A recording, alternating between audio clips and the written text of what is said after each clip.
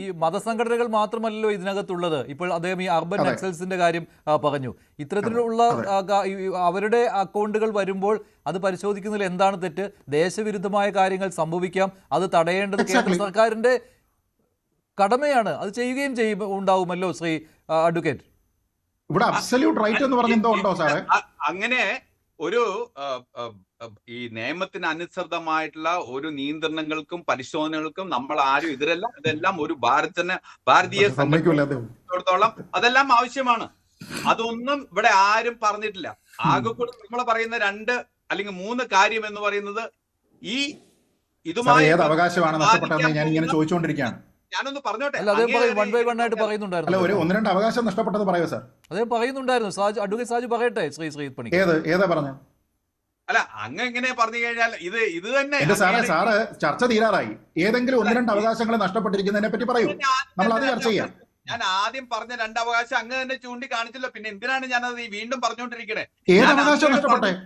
അല്ലല്ല, സ്വയംഭരണ അവകാശം നഷ്ടപ്പെട്ടു എന്ന് പറയുന്നത് എന്തിനുള്ള സ്വയംഭരണ അവകാശം? മതപരിവർത്തനത്തിനുള്ള സ്വയംഭരണ അവകാശമാണെങ്കിൽ യെസ്, നഷ്ടപ്പെട്ടു. വേറെ മതപരിവർത്തനം എന്ന് പറയുന്ന ഒരൊറ്റ വാക്കിലേക്ക് അദ്ദേഹമാണ് പറഞ്ഞത് പ്രോസെലിറ്റൈസേഷൻ എന്ന് പറഞ്ഞു കഴിഞ്ഞാൽ അതാണ് എന്ന് പറഞ്ഞതും ഇന്ന് സഭകൾ പറഞ്ഞതും ഈ വിഷയം ഒരു പക്ഷേ ചർച്ചയ്ക്ക് വന്നിരിക്കുന്നതിന്റെ കാരണം അതാ. വേറെ അല്ലല്ല, ഈ സഭകളുടെ മാത്രം ഓവറോൾ ആയിട്ട് നമ്മൾ മനസ്സിലാക്കേണ്ട ഒരു പോയിന്റ് എന്ന് പറയുന്നത് NGOകളുടെ ഒരു റോൾ ആൻഡ് ഫംഗ്ഷനിങ് ഒരു ഡെമോക്രസിയിൽ വളരെ ഇമ്പോർട്ടന്റ് ആണ്.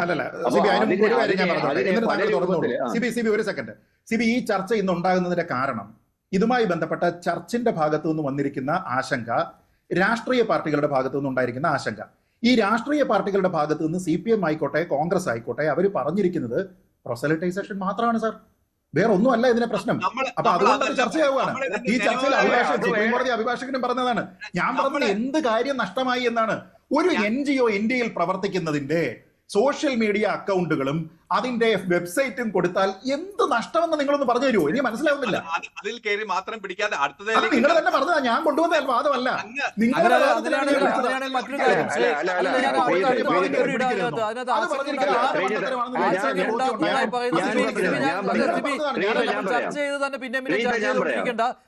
അഡ്വക്കേറ്റ് സാജു ജേക്കബ്, ഇതിനകത്ത് മറ്റൊരു കാര്യമുണ്ടല്ലോ, ഇവരുടെ പ്രവർത്തന ലക്ഷ്യങ്ങൾ എന്തൊക്കെയാണ് എന്നുള്ള കാര്യം വ്യക്തമാക്കണമെന്ന്. അങ്ങനെ വ്യക്തമാക്കിയത് കൊണ്ട് എന്തെങ്കിലും കുഴപ്പമുണ്ടോ? ഒരു കുഴപ്പമില്ല. അതെല്ലാം വ്യക്തമാക്കുന്നതിന് ഇപ്പൊ തന്നെ നിയമങ്ങളുണ്ട്. അത് കുറച്ചുകൂടി ഏതൊക്കെ മേഖലകളിലാണ് പണം സ്വീകരിക്കാൻ പറ്റുന്നതെന്ന് കൂടുതൽ ക്ലാരിറ്റി അല്ലേ ഇതിനകത്ത് വന്നിട്ടുള്ളത്? കൂടുതൽ ക്ലാരിറ്റി വന്നില്ലേ?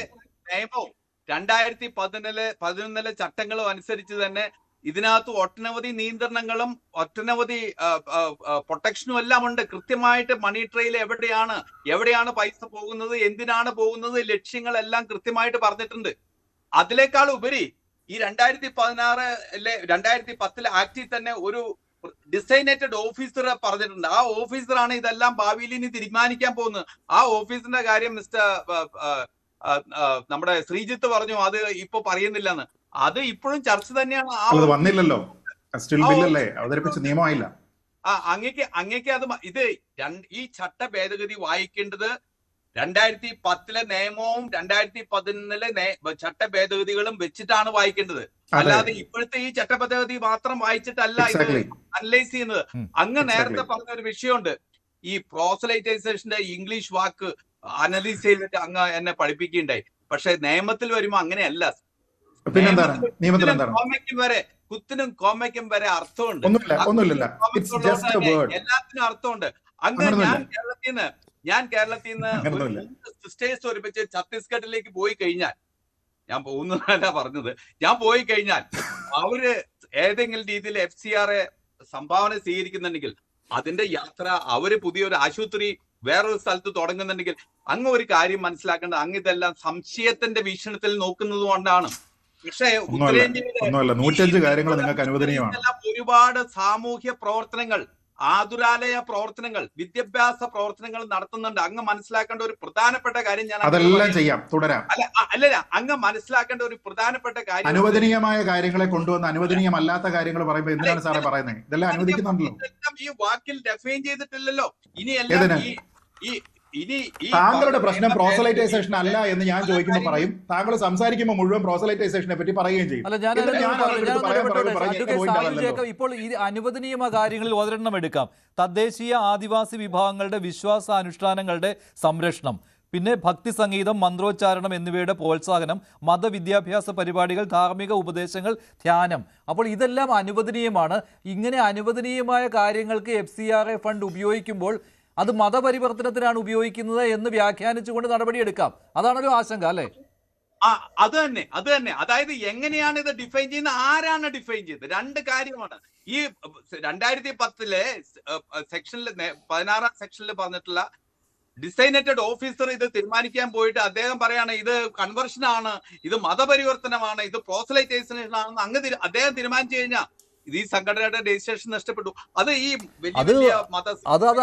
അങ്ങനെ ചെയ്യുമെന്നുള്ള ആശങ്കയാണല്ലോ അവിടെ ഉള്ളത്. അതല്ലെങ്കിൽ മറ്റൊരു കാര്യം കൂടിയുണ്ട്, അത് ചെയ്തുകൊണ്ടിരിക്കുന്നവർക്ക് അങ്ങനെ ഒരു ആശങ്ക ഉണ്ടാകാം. ഈ രണ്ട് കാര്യങ്ങളൊന്നും സംഭവിക്കും.